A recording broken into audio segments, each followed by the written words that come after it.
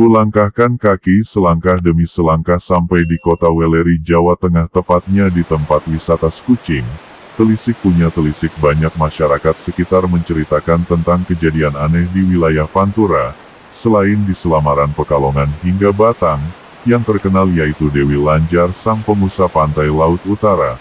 Tapi di sini saya posisi dalam perjalanan berpetualang di wilayah Weleri, dan cerita ini tidak kalah angkernya dengan cerita misterinya Dewi Lanjar, yaitu di Kemangi.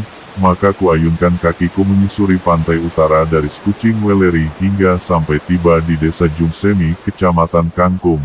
Tidak sengaja saya berhenti di pemakaman umum dan termenung sendirian di makam umum ini.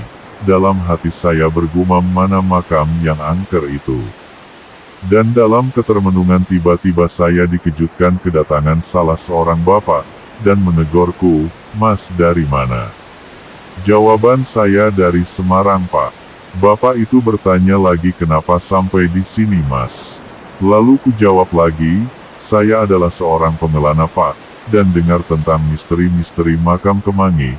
Lalu bapak itu mengernyitkan alisnya, dan memandangi dengan tajam. Lalu kami berkenalan. Berjabatan tangan, bapak itu menyebutkan namanya Saturi dengan sebutan Kiai Saturi, juru kunci makam Kemangi. Lalu aku memperkenalkan namaku Gustav Adolf Akyar. Bapak Saturi terkejut dengan namaku yang kelihatan asing dan tidak umum di Jawa. Lalu aku ceritakan tentang geografi saya, bahwa saya kakek dari Ambon sedang nenek saya dari keturunan Cina, dari Kudus, Jawa Tengah. Lalu bapak saya nikah sama orang Jawa, Solo, Pak. Baru bapak tersebut memahaminya. Kemudian saya bergantian bertanya, "Pak, di mana letak makam Kemangi?" Bapak juru kunci tersebut menjawab dengan tenangnya, "Ini, Mas, disinilah makam yang Mas cari." Lalu aku bergumam dalam hati, apa yang angker.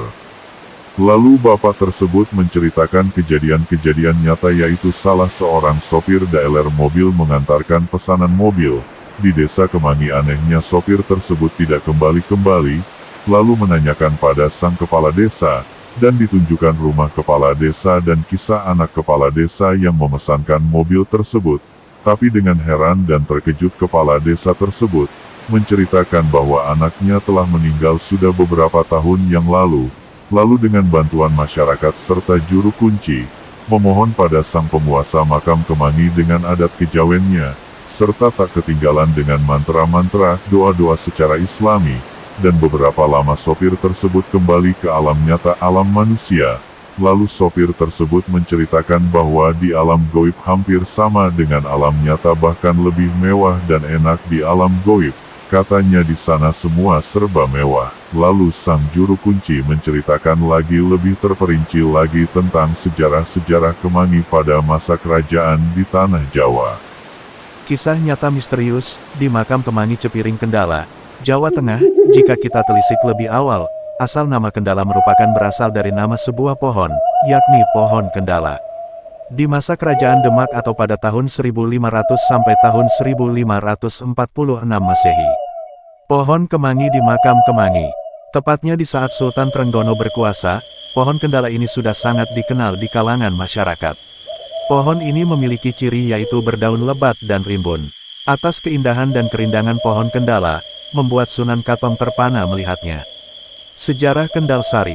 Alkisah, atas keterpanaannya melihat pohon Kendalanan Sari itu, beliau berkata sambil memandangi pohon tersebut bahwa nantinya daerah itu akan disebut sebagai Kendal Sari. Pohon raksasa itu juga disebut Kendala Growong, yang mana jika diperhatikan pohon tersebut memiliki batang yang berlubang, atau jika orang Jawa mengatakan growong, berlubang. Selain sejarah pohon Kendala tersebut, juga ada peninggalan lain di Kendala yang kisah sejarahnya tak kalah mengesankan. Petilasan ini dikenal oleh masyarakat sebagai petilasan makam Kemangi yang mana berada di wilayah Weleri, Kendala. Saat ditemui, Kiai Saturi, yang merupakan juru kunci makam Kemangi menuturkan, dahulu sebelum menjadi kuburan, di sana memiliki nilai sejarah yang kental dengan serangan Sultan Agung ke Batavia. Sultan Agung merupakan Raja Mataram Islam. Kiai Saturi bercerita bahwa dulunya tempat tersebut merupakan lokasi pertemuan antar tokoh-tokoh, yang mana para tokoh ini rapat untuk mengatur strategi yang mana ditujukan untuk penyerangan ke Batavia.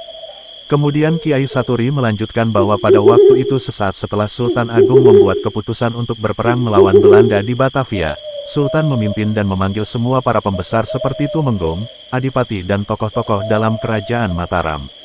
Hasil rapat dan masukan dari para adipati menghasilkan keputusan final yaitu perang melawan Belanda harus dilaksanakan. Pimpinan perang pun diputuskan, dan juga panglima perangnya, yaitu Tumenggung Bahurekso, Adipati Kendala, dan Gubernur Pesisir Laut Jawa, cerita Kiai Saturi. Pada waktu itu, Bahurekso mengambil keputusan bahwa segala macam persiapan pertempuran melawan Belanda tidak dilaksanakan di pendopo kabupaten, melainkan di suatu tempat yang mana tempat tersebut dekat dengan pantai. Peserta rapat pun bersepakat untuk merahasiakan tempat pertemuan tersebut, yang mana akhirnya hasil kesepakatan tersebut memilih lokasi di tengah hutan, di bawah pohon nan rimbun, yang mana saat ini dikenal oleh masyarakat sebagai pohon kemangi. Pohon tersebut saat ini berada di pemakaman atau di tengah-tengah persawahan. Hingga pada akhirnya pemakaman ini terkenal akan kekeramatannya yang terletak di wilayah Desa Jungsemi, Kecamatan Kangkung. Kisah nyata mistis. Berbagai macam hal mistis dan ganjil banyak ditemukan di sini, yaitu di petilasan Kemuning. Hal ini yang membuat pasangan suami istri dari desa lain penasaran. Pasangan suami istri ini akan membuktikannya sendiri keangkeran makam Kemangi. Mereka belum tahu lokasi makam tersebut namun mereka tetap bersemangat untuk mencari lokasi tersebut. Ia sesekali bertanya kepada warga sekitar, sontak saja orang-orang yang mereka tanya terkejut bukan kepalang. Mereka menjawab dengan kata-kata saja dan tidak berani menunjukkan jari atas arah lokasi tersebut. Akhirnya mereka melanjutkan perjalanan atas arahan warga. 100 meter sebelum jalan mengarah makam tersebut mereka bertemu dengan 3 anak kecil. Anak kecil tersebut menanyakan apakah mereka akan ke kuburan Kemangi. Sontak saja mereka menjawab iya.